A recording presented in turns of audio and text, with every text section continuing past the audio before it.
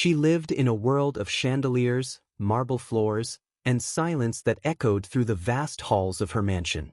To everyone else, she had it all: status, wealth, beauty, and influence.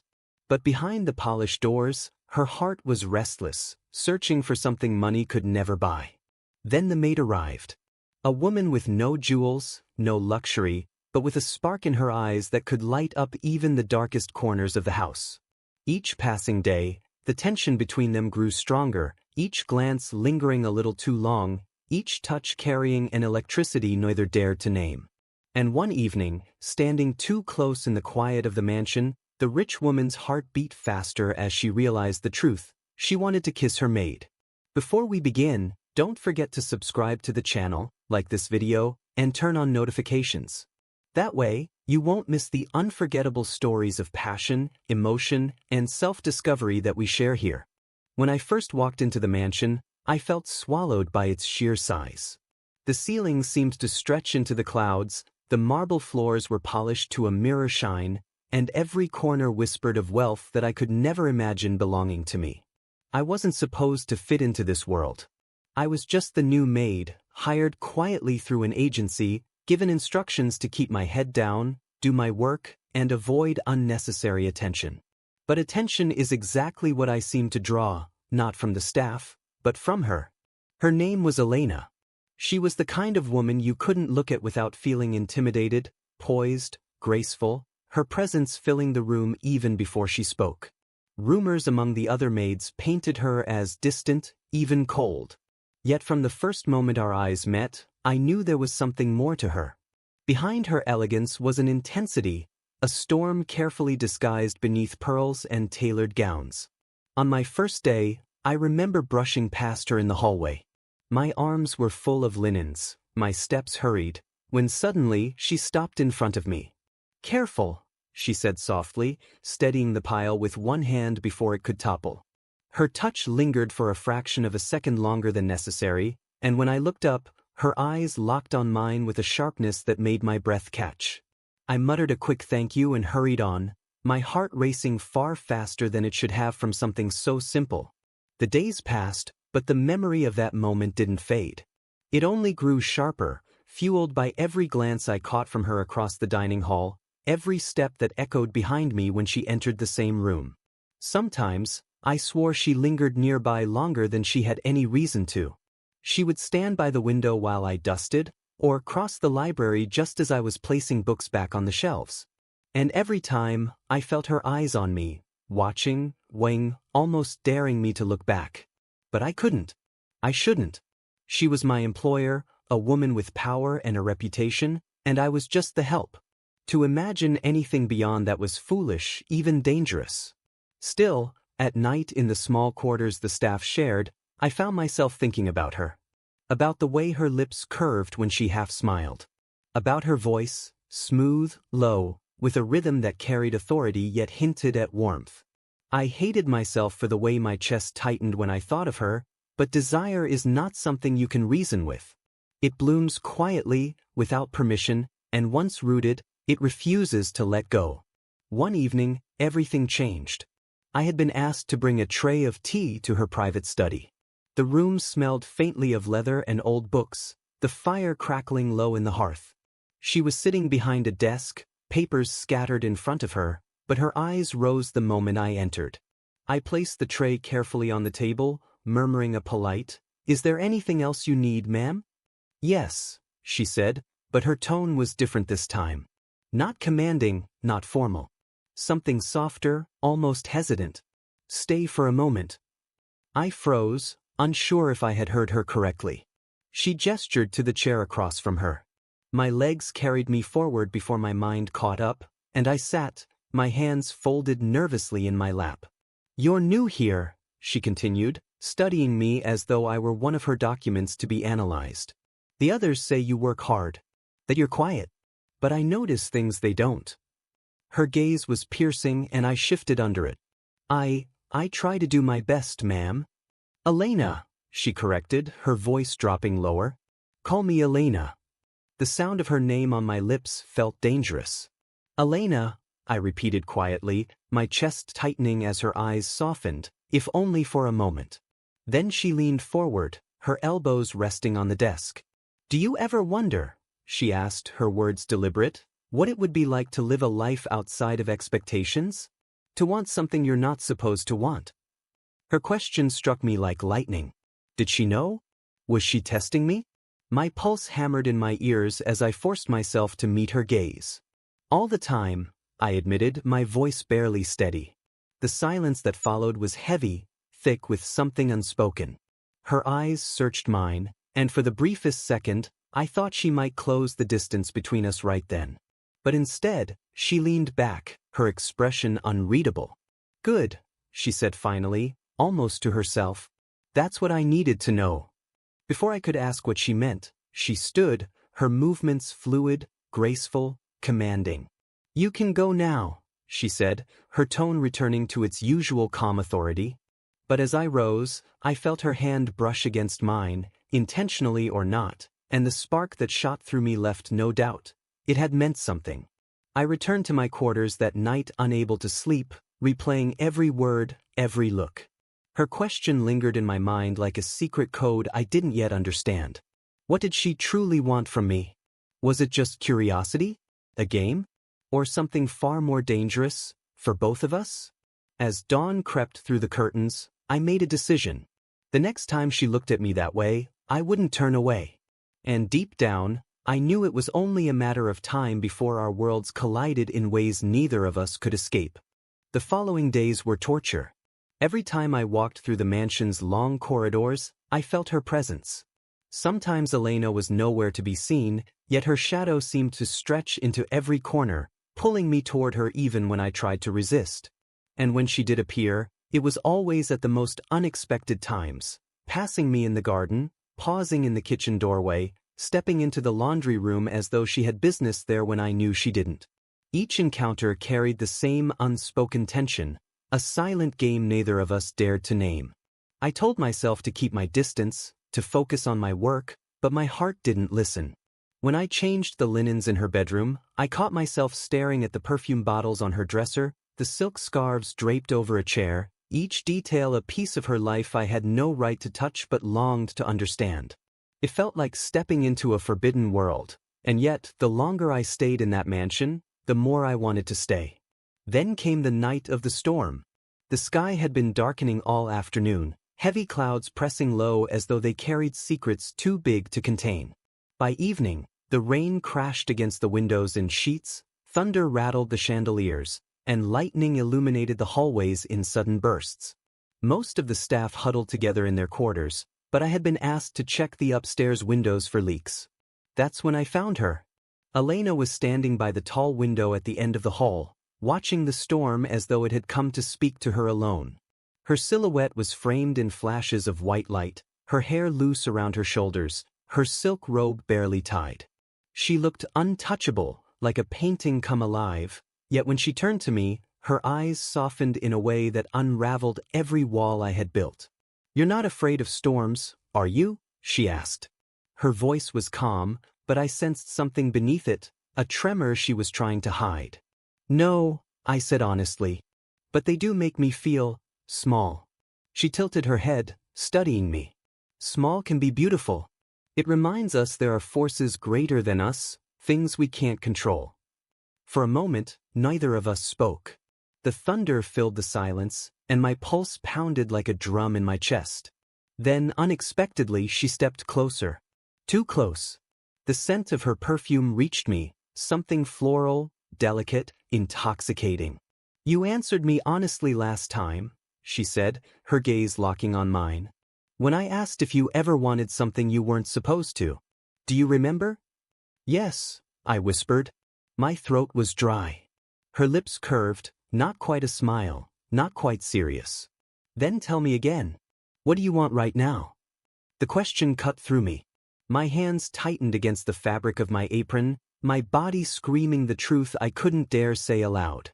To want her, my employer, the woman everyone else treated with reverence, was madness.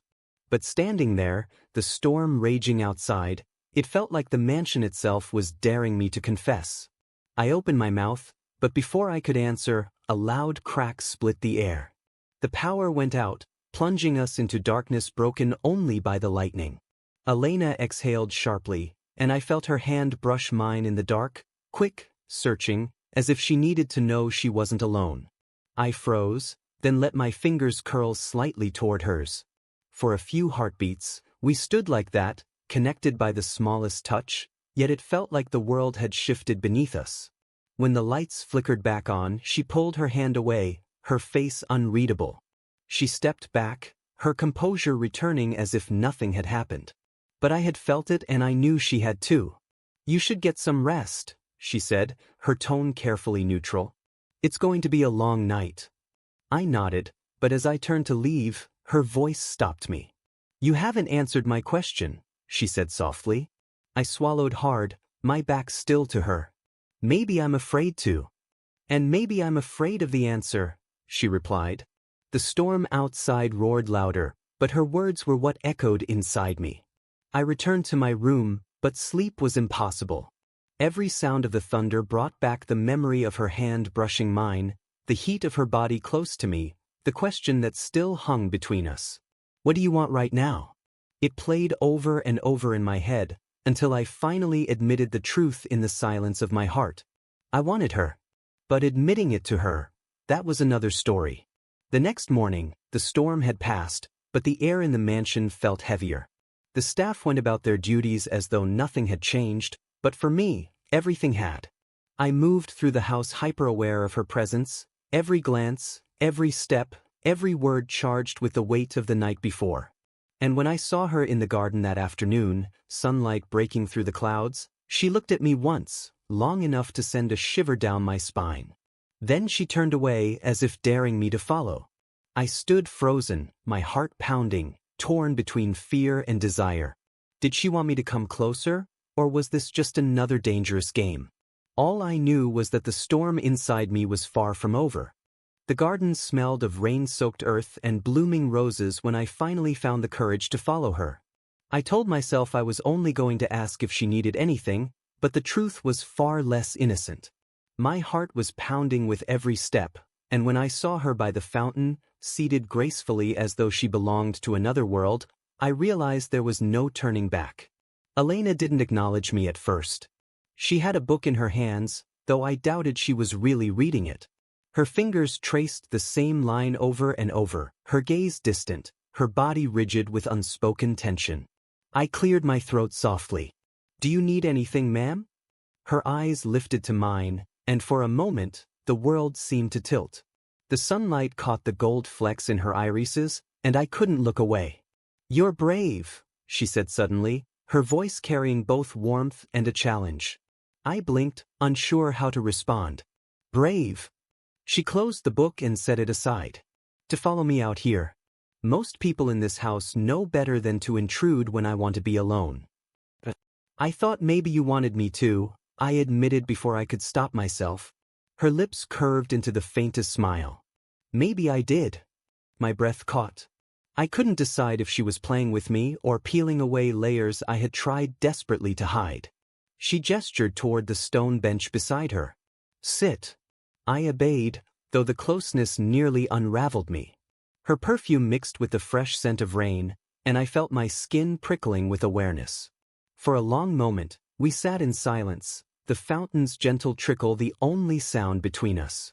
Finally, she spoke. "Do you know what it's like to be surrounded by people yet always feel alone?" Her question startled me. I hesitated, then nodded. "Yes. More than I'd like to admit." Her gaze softened. "Everyone thinks wealth makes life easier. But it builds walls too. Walls so high, sometimes you forget what the world looks like outside them."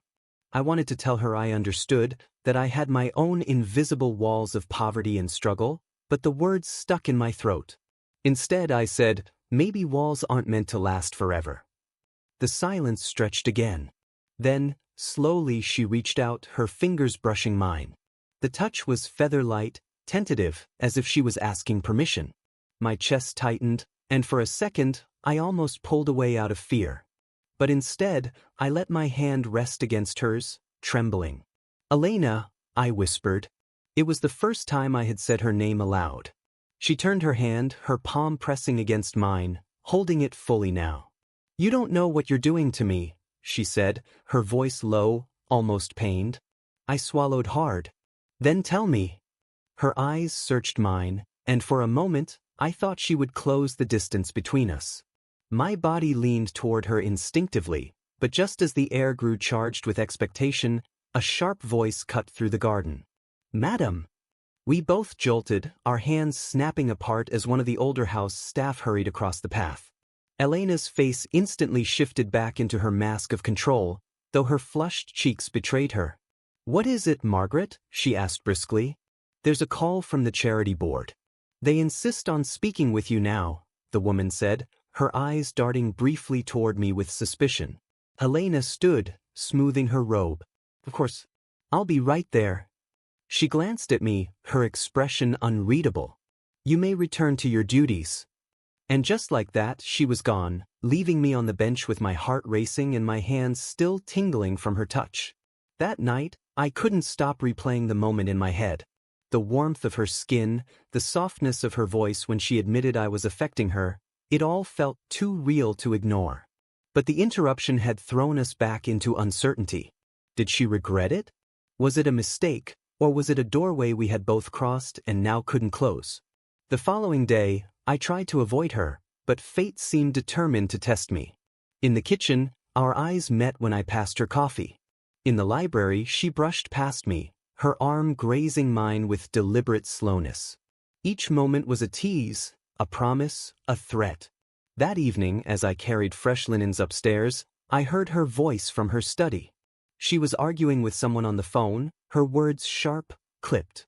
I froze outside the door, hearing fragments. "My life is not your concern. I will not be dictated to. I don't care what they think." The line went silent, and after a beat, I turned to leave, but the door opened. Elena stood there, her face pale but her eyes blazing with suppressed fire. "How much did you hear?" she demanded. "Nothing important," I stammered, but she didn't believe me.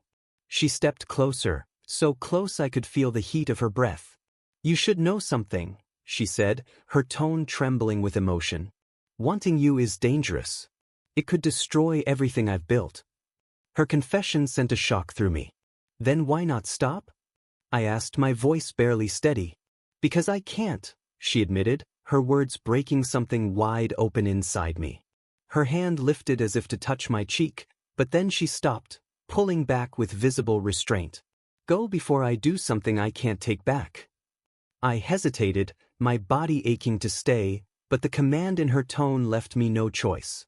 I turned away, my chest aching with both longing and fear. And as I walked down the hall, I heard her whisper, so soft I almost thought I imagined it. "I don't know how much longer I can fight this." The mansion felt different after that night. Every hallway, every closed door, every fleeting glance carried the weight of what Elena had confessed. "Because I can't stop." The words haunted me, stirring both exhilaration and dread. I wanted her, I couldn't deny that anymore, but I also knew what it meant. She was wealthy, influential, and bound by expectations I couldn't even begin to grasp. I was just a maid. A secret between us would never stay hidden forever. Still, the pull between us only grew stronger. Days passed in a blur of routine. I folded linens, polished silver, scrubbed marble floors, but always with her presence lingering just out of sight. When I did see her, our interactions felt charged, as though the air itself was waiting to combust. A brush of her hand when I poured wine. A long glance across the dining table. A pause in the hallway where neither of us spoke, yet everything was said. Then came the gala. The annual event was hosted in the mansion itself, a charity fundraiser Elena was known for. The staff was doubled, the chandeliers polished until they glittered like ice, and flowers filled the rooms with intoxicating fragrance. From my place on the edge of the gathering, I watched her transform into someone else. Dressed in a gown of emerald silk, diamonds at her throat, she was every inch the untouchable heiress, moving through the crowd with effortless grace. Everyone wanted her attention, her smile, her approval. And yet, every so often, her eyes flicked toward me. Quick, subtle glances no one else seemed to notice, but I did. Each one set my heart racing, a reminder that beneath the glittering exterior, something raw and dangerous lived between us. But not everyone was blind. During the gala, one of Elena's longtime acquaintances, a man named Richard Harrow, cornered me in the hallway as I carried a tray of champagne flutes. He was older, sharp-eyed, the kind of man who thrived on gossip. "You've been catching her eye," he said with a smirk, his tone dripping with implication. I froze, clutching the tray tighter. "I don't know what you mean." "Oh, I think you do," he pressed, stepping closer. "I've known Elena a long time. She's careful but not careful enough. Be smart, girl. If people start talking, it won't be her reputation that suffers. It'll be yours."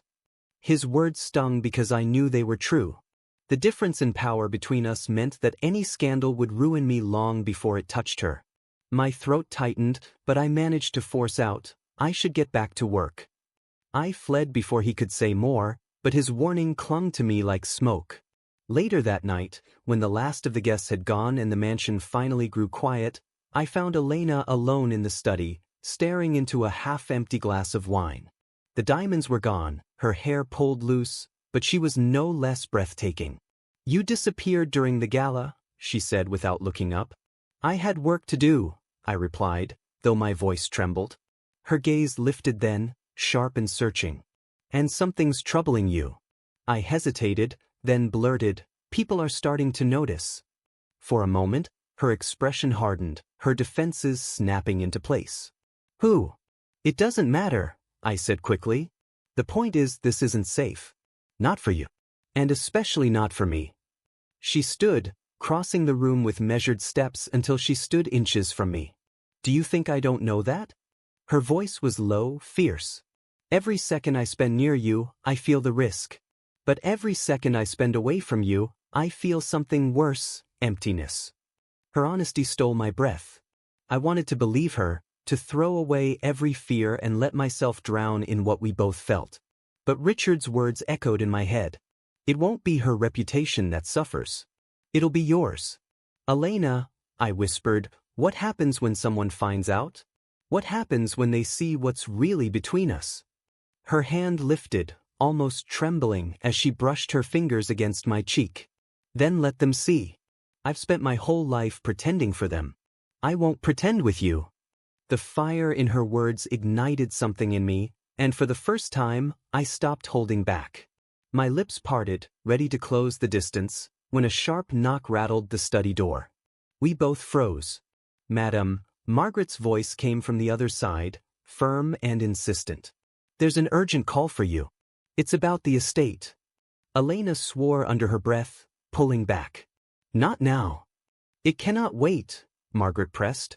Elena closed her eyes, exhaling slowly before turning to me. "Go," she said softly. "We'll finish this later." But as I slipped out of the room, heart racing, I caught Margaret's gaze at the end of the hall. Her eyes lingered on me too long, sharp with suspicion. She knew. That night, lying awake in my small room, dread coiled in my stomach. Our secret was unraveling faster than either of us could control. And if Margaret suspected, it was only a matter of time before others did too. Still, the memory of Elena's hand on my cheek, her words, "I won't pretend with you," burned brighter than my fear. But I couldn't ignore the truth. Something was coming. Something that could destroy us both. The days after the gala felt like walking a tightrope. The mansion bustled with its usual rhythm, yet every interaction was sharper, every silence louder. I caught Margaret watching me more than once, her eyes sharp as if she was waiting for proof of what she already suspected. And Elena was different too. She carried herself with the same elegance, but when we were alone, the facade cracked. She lingered longer, touched my hand more deliberately, looked at me as though she was memorizing my face in case everything fell apart. I knew something had to give. One evening, as I was folding laundry in the servants' quarters, Elena appeared at the door. No announcement, no warning. Just her, standing there in a dark coat, her hair loose, her eyes burning with urgency. "Come with me," she said. My heart jumped. "Where?" "Somewhere we won't be seen." I followed her out into the night. The mansion loomed behind us, its golden windows glowing like watchful eyes, but she led me past the gates and into the quiet streets beyond. We walked in silence until we reached a small park, deserted under the pale glow of lampposts. The storm of the other night had stripped some of the trees bare, their branches stark against the sky, but it felt like freedom to stand beneath them. Elena turned to me, her hands clenched at her sides. I can't keep living like this. Hiding. Pretending. It's tearing me apart. Her words cut through me. And what about me? I asked, my voice trembling. I'm the one they'll destroy first. You know that. The whispers have already started. I know, she admitted, stepping closer. And I hate myself for putting you in this position. But I can't let go of you. Every time I try, I come back to the same truth. I want you. Not as a secret. Not as a stolen glance. I want you. The rawness in her voice made my chest ache. Elena. She took my hands, her grip firm, desperate. Say you don't feel the same and I'll stop. I'll let you go. But if you feel it too, even a little, then tell me. Please. The world seemed to hold its breath. I thought of every risk, every warning, every pair of suspicious eyes in that mansion. But I also thought of her hand brushing mine during the storm, of her voice when she said she couldn't stop, of the way her eyes softened when no one else was looking. I do, I whispered. I feel it too. And I don't want to fight it anymore. Relief washed over her face, followed by something fiercer, determination. Before I could think, her lips were on mine. The kiss was fire and release, months of restraint breaking in a single moment. Her hands cupped my face, pulling me closer, and I melted into her, my fears dissolving under the heat of her touch. The park, the mansion, the world beyond, it all disappeared until there was only us, clinging to each other as though we had finally found air after drowning. When we broke apart, breathless, she rested her forehead against mine. No matter what they say, no matter what they do, I don't care. You're mine now. Tears stung my eyes, though I fought them back. And you're mine. For the first time, the future didn't feel like a prison. It felt terrifying, yes, but also possible. We walked back hand in hand, not caring who might see us in the dark. When we reached the gates of the mansion, Margaret was waiting. Her arms were folded, her expression hard. You'll ruin yourself, she said quietly, her gaze fixed on Elena. Elena didn't flinch. Then let it be my ruin. But it won't be hers. She looked at me with such fierce protectiveness that Margaret's face softened, just slightly. Without another word, the older woman turned and left us to the night. Inside, the mansion felt different. Lighter. As though some invisible weight had finally been lifted. Elena squeezed my hand and smiled, a smile that carried both promise and defiance. That night, lying in her arms for the first time, I realized that love wasn't meant to be safe. It wasn't meant to be hidden away. It was meant to be lived, no matter the cost. And in the quiet darkness of her room, I made myself a promise. Whatever came next, I would face it with her. Because sometimes, the greatest risks lead to the most extraordinary love. Love is rarely convenient. It doesn't follow the rules we set or the roles society forces on us. It arrives like a storm, shakes us to our core, and dares us to be brave enough to choose it. This was my story, of fear, of longing, of finally finding the courage to say yes to something that could change everything. And now I ask you, what would you risk for love? Would you step into the storm, or would you walk away? If this story touched your heart, don't forget to subscribe to the channel, like this video, and turn on notifications. Share it with someone who believes in the power of unexpected love, and help us keep telling stories that remind us all of the courage it takes to follow our hearts.